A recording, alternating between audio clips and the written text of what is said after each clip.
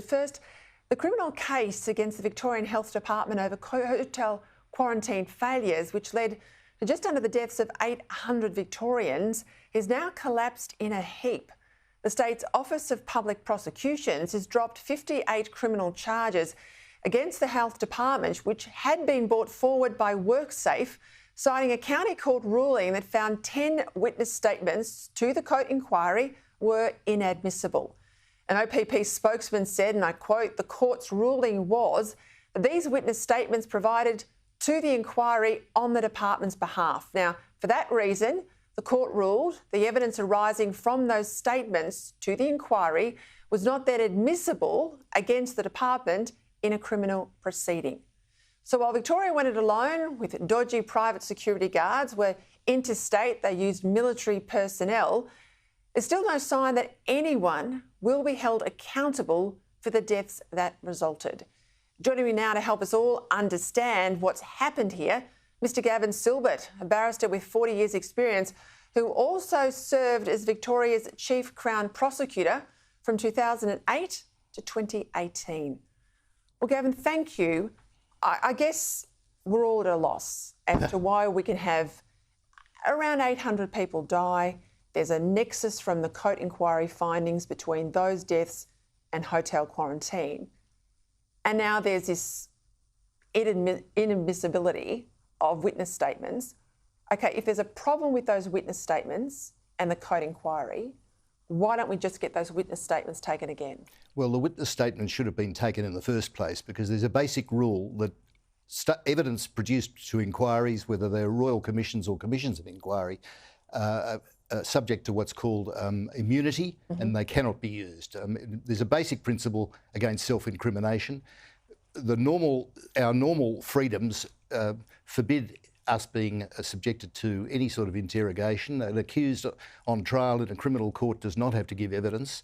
These inquiries make it compulsory to give evidence, but they put the protection in that in order to protect the right against self-incrimination, that whatever is said cannot be used other than in that inquiry. OK, so go back to 2020, yes. When they had the inquiry, and obviously from that came these 10 individuals, they would have known then that they could not use those witness statements to the inquiry as statements to run a criminal prosecution. Absolutely. They would have known that. Absolutely. So why didn't they take those statements again? Well, they should have been taken again. Yep. Every other royal commission, I know the War Crimes Commission has not looked at the Brereton inquiry. I know that the Nettle Commission, which was disgracefully shut down by the DPP effectively, did not look at the McMurdo Royal Commission. It's a basic principle that what's compulsorily obtained in a royal commission or a commission of inquiry cannot be used, and you have to take them again. OK, so they didn't take them again. Yes, they should have taken them again. Why can't they take them again now? Well, there's a statute of limitations under the Occupational Health and Safety Act, which I think is 2 years, and I think they've run out of time.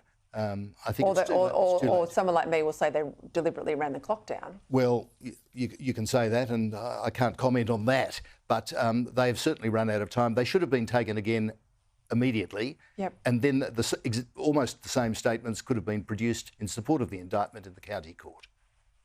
So they had them. They should have done them again. Yes. They didn't. We now find out that they haven't done them, so we say do them now. They say too late, we're past the statutory period. Are we ever going to get justice or anyone held responsible now, given we've passed this milestone? Very, very doubtful as far as any criminal prosecution goes. The answer is no, I think. We know there's a civil case going on, but I mean, you mentioned there the McMurdo Royal Commission. This is obviously into the Nicola Gobbo police informant issue. Yes. Geoffrey Nettle was a former judge, was made the special investigator there. Yes.